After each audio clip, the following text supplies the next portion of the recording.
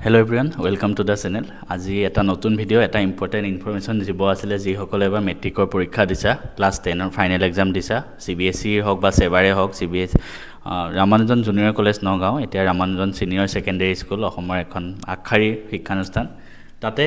এডমিশনৰ কাৰণে বহুতে খুদি আছিল কেনেকে প্ৰসেসটো থাকে বা কিমান পাৰ্সেন্টেজ লাগে কিন্তু আজিকালি তাতে এন্ট্ৰেন্স এক্সামিনেশন হয় আই হোপ সবে গম পোৱা আৰু যি সকলে এবাৰ মেট্ৰিক দিলা তোমালোকৰ কাৰণে বহুত ইনফৰমেশনটো ইম্পৰ্টেন্ট হয় ভালদৰে শুনিবা অহা 10 মাৰ্চ মানে এটো দেওবাৰে তাতে এন্ট্ৰেন্স এক্সাম হ'ব এন্ট্ৰেন্স এক্সামটো কোড হ'ব ফাৰ্স্ট যত কলেজতে হ'ব Ramanujan senior secondary school Nagaon তাতে হ'ব এন্ট্ৰেন্স এক্সামটো দেওবাৰে আছে সিলেবাসটোৰ বিষয়ে ভালদৰে মই নাজানো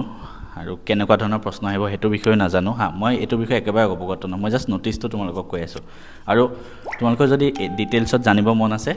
তোমালোকে মই স্ক্ৰিনতে হওক বা ডেসক্ৰিপচনতো পিডিএফটো দি থম তোমালোকে তাত যিকেটা কন্টাক্ট নম্বৰ দিয়া আছে সেই কন্টাক্ট নম্বৰ কেটা ফোন কৰি তোমালোকে খুদিব পাৰা তেওঁলোকে তোমালোকক কৈ দিব প্ৰসেসবোৰ কেনেকে এপ্লিকেশন ফৰ্ম সাবমিট কৰিব লাগে কেনেকে কি কৰিব লাগে সিলেবাস কি হয় সব বস্তু কৈ দিব তাৰপৰে তোমালোকে যদি এপ্লিকেশন ফৰ্মখন মই ডেসক্ৰিপশনৰ লিংকটো দি দিম তাত গৈ তোমালোকে সাবমিট কৰিব পাৰা একো উপায় নাই একো টেনচন নাই এটো গতিকে আৰু যিসকল CBSE ষ্টুডেন্ট হয়